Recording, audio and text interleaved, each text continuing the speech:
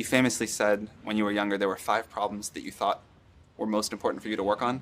If you were 22 today, what would the 5 problems that you would think about working on be? Well, first of all, I think if somebody is doing something that is useful to the rest of society, I think that's a good thing. It doesn't have to change the world. Like, even if it's something, if it's like just a little game, or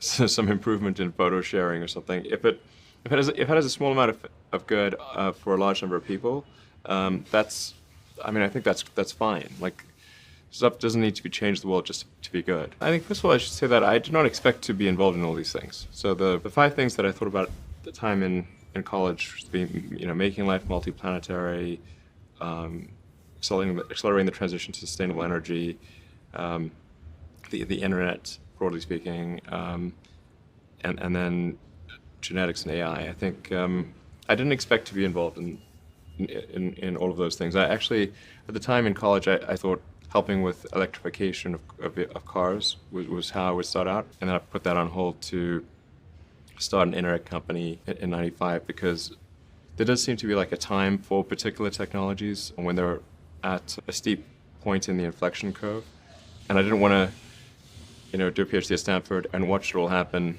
and I wasn't entirely certain that the technology I'd be working on would actually succeed.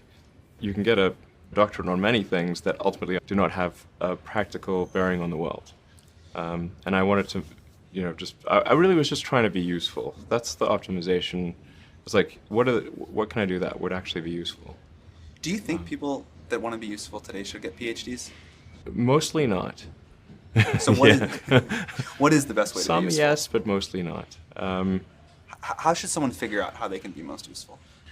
Whatever this thing is that you're trying to create, what would be the utility delta compared to the current state of the art times how many people it would affect? So that's why I think having something that makes a big difference but affects a sort of small to moderate number of people is great, as is something that makes even a small difference but affects a vast number of people. The area under the curve would actually be roughly similar for those 2 things. So it's actually really about